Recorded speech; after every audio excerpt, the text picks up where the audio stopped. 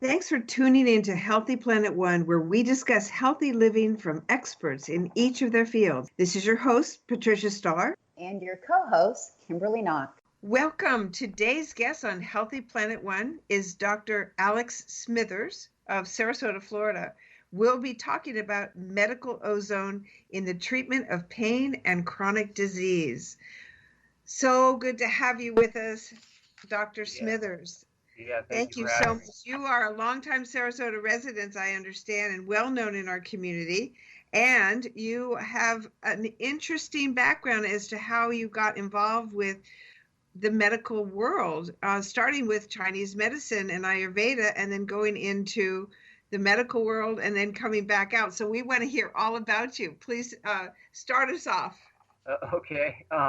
Yeah, my family's been in the area for a long time. My grandfather actually started the original oyster bars back in the mid '50s here in Sarasota, and so we were in the restaurant business for a long time. I always had a natural kind of inclination for health, and my mom was kind of what you would describe as a health nut, and so we were raised in a pretty progressive house as far as that was concerned. We never went to the doctor. She always did things naturally. And people kind of thought she was crazy, but, a lot of what she was saying, even back then, is now kind of becoming more and more well known among even the traditional practitioners. So I think she was a little bit ahead of her time. So I was kind of lucky to be exposed to all of that pretty early. So, the restaurant really wasn't my thing. And Sarasota was our last location here, and we sold that in 2006. And I decided that I probably want to pursue something that I did have an interest in. Initially, Ayurveda was something that I really liked, but they didn't have nationally. It wasn't really well organized. So yeah, it wasn't at the time. I remember that. Mm-hmm. Yeah. So, Chinese medicine is very close to Ayurveda in a lot of things, especially like, diagnosis, tongue and pulse, and a lot of the herbs are very similar. So I went that route, and it was during my time there that I met a retired MD. He was teaching a lot of our Western pathophysiology, and he and I hit it off. We became very close, and, he kind of convinced me to go on and do more. So when I graduated, I was practicing for about a year, and he and I were in communication all the time, and so I took his advice, and I went back and kind of enrolled in traditional medical school and went through that program, and I did well academically and took all my boards, but finishing, I really had a hard time being in that type of setting, the hospital setting, coming from my background. So Alex, if I may ask you, so you did 4 years in training in Chinese medicine, correct? Yeah, that was a 4-year program, and then I went back and did 4 more. And I know, that's 8 years. That's really phenomenal, right? Yeah. So, I mean, the information is really good with regards to the Western training. Of course, the treatment, as far as I'm concerned, the treatment for chronic disease is terrible, but that's a whole other story. Well, it's really, like you said to me, it's really, really effective in emergency room treatments. I mean, trauma medicine, emergency medicine, that it's like, the best in the world. That's where you want to be. But for chronic disease, it fails throughout, unfortunately. So I have a question for you.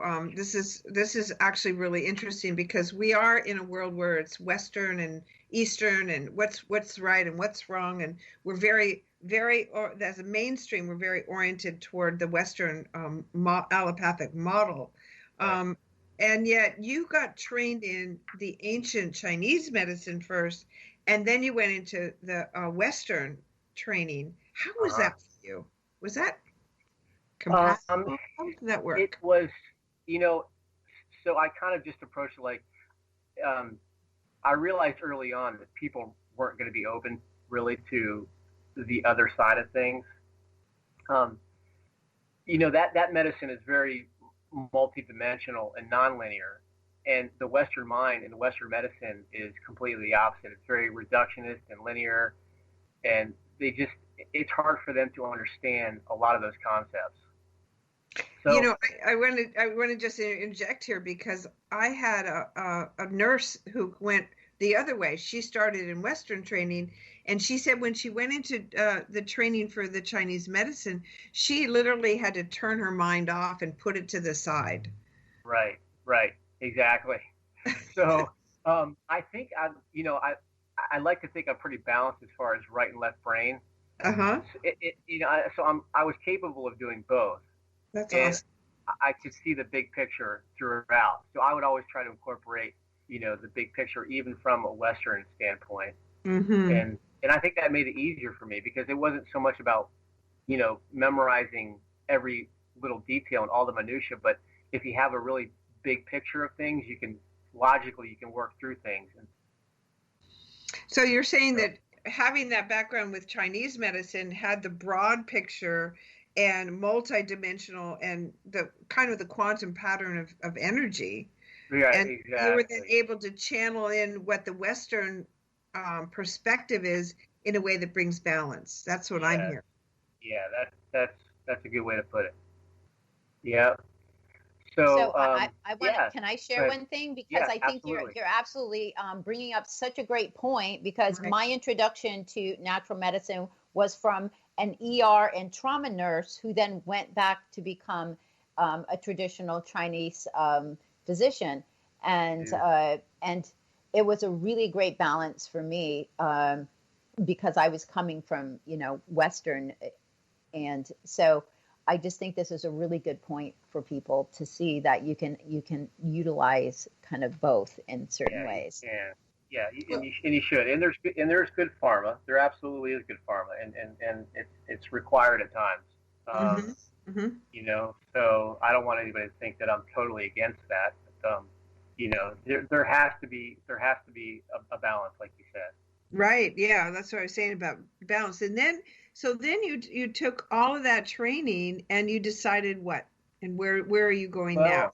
Well, so I really got into the heavy and integrative type medicine, and there's a lot of good guys out and girls out there doing some really good work. But I was initially interested in the use of ozone systemically for chronic illness and And chronic viral infections and autoimmune and chronic Lyme and those types of things. and why were you initially interested in that? You know, I I I had read about it somewhere. I think it kind of evolved. I read something on hydrogen peroxide therapy. Dr. Charles Farr back in the 50s was doing hydrogen peroxide intravenously, and then those oxidative therapies, one kind of leads to the other. You just kind of, you go down this wormhole. And I think that is what led me to ozone. Uh-huh. And so that really piqued my interest. And then I was working in a clinic where they were injecting it. They were using it as a regenerative type medicine, injecting into soft tissue and joints for pain. And Okay, I'm going to ask you to back up and say okay, what is ozone, so okay, you can so our yeah, listeners can hear that. yeah. So ozone. So the air we breathe is oxygen. That's two oxygen molecules, O2, and ozone is O3. So you add an oxygen, and that kind of changes everything when that happens. So it's a gas. Okay, and how does that change things? Well, the ozone is very reactive, and it's got a laundry list of mechanisms involved. But there's a million things that it does really. I mean, it's anti-inflammatory, it's regenerative, it's anti-cancer, anti-neoplastic, it's an antioxidant, believe it or not. I mean, ozone is an oxidative therapy, but in the body it turns on all of our antioxidant systems. Oh, Um, and it does that through something called hormesis, where it's a stressor. You give the body a little stressor. It's like exercise. Exercise in the right dose. Even though exercise is oxidative, it turns on. It's a signal to turn on all of our antioxidant systems. mm-hmm, mm-hmm. So, and the ozone forms things when in the body. It forms. It reacts. It's very reactive, and it reacts with different things and forms these different molecules that are then these signaling molecules that tell the body to do all these different things. Oh, that's a fascinating territory, right? Yeah, So yeah. your mind went, So "Ooh, I want to grab all this information," right? Yeah, it's really amazing. But as far as like injecting it into the soft tissue and joints for pain, I mean, you really don't have to get too far into the minutia to just kind of, the way I explain it is that it's like these tissues that are damaged, they're not utilizing oxygen very well, and you basically go in and saturate the area with oxygen, and you just clean up the cell. You're kind of taking out all the trash and bringing in all the good stuff, and healing up that environment. And it's just amazing for pain. I mean, I picked it up because there's not too many things where people within 24 hours feel a very noticeable difference, and this is one of those things. So All right, I picked it up pretty quickly. Is the only way to administer ozone is through injection? There's a lot of ways. You can inject it like I was describing. You can do, traditionally they were doing something called autohemotherapy, where you were drawing some blood into a little container, and you were ozonating the blood and putting that back into the body. And that's called major autohemotherapy, and that's evolved. Now they're doing like what they call 5 and 10 and even 20 passes, where they have these machines that you can do that 10, 15, 20 times in succession in one sitting. And and what do they use that for, treating what? That's more for like, a lot of chronic disease, chronic viral, autoimmune, chronic Lyme disease is a big one. Yeah. So it really, and it's good for so many things. I mean, it's anything you can think of, it basically treats with regards to chronic disease. Okay, so there's in the blood, there's injection where you actually, is it a serum or what is it exactly? You're basically just pulling blood into a little canister, and then you're ozonating that and putting that back in. And then you can do something called an insufflation, where you're actually just running the gas through an orifice, either the ears, rectally, vaginally. Those are all really good ways to get it in, and people can do that even in their homes. That's a pretty easy method. So that's one that we recommend a lot for people that want to get their own setup and don't have the time or the money to come in and do more involved treatment. And then so insufflation is really injecting the gas with prolozone, major autohemotherapy. There's also something called ozonated sailing. The Russians really perfected it many years ago, and what we do is we just saturate normal saline, basically what you would get fluids if you went to the hospital. We saturate the normal saline with ozone and run that as a drip, and that's a really easy method. There's not a lot of playing around with drawing blood and using anticoagulants and all of those things. So that's a really easy method, and more and more people are picking that up and using it. And in fact, there was a really good study that just came out of Spain. Spain and Italy have now used picking up ozone for the treatment of COVID. Mm-hmm. And there was a great study that was done, and within 2 days, all the inflammatory parameters plummeted, their oxygen saturation returned. Within 5 days, they were discharged, and everybody on the floor, all the healthcare personnel who was exposed to the flu, the virus, nobody got sick when they were using that prophylactically. So it was a pretty neat study. So this is called regenerative injection therapy, is what you're really pursuing. Yeah. So I mean, I really, for people, pain is such a common problem. I mean, it's everywhere, and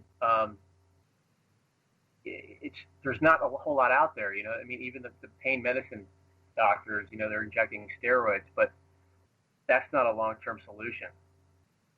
So what we're doing is we're trying to get in there and heal those areas that are injured. And the ozone is one way to do that, and it works very well. I wanted to share something because as an integrative health coach, I work with food. And as you know, Alex, that talking about inflammation as the root cause of disease, people are starting to hear that. They also get tested for oxygen saturation anytime they go to their typical doctor. They put a little thing on their finger and go, oh, here's your, so people are kind of registering, but people want fast and effective. That's why typically they'll turn to a drug. However, what you're saying, if I'm hearing you correctly, that this is one of the most fast and effective ways to get to the root cause of inflammation and provide lots of other benefits on top. Yeah, yeah, and especially in regards to pain. I mean, it doesn't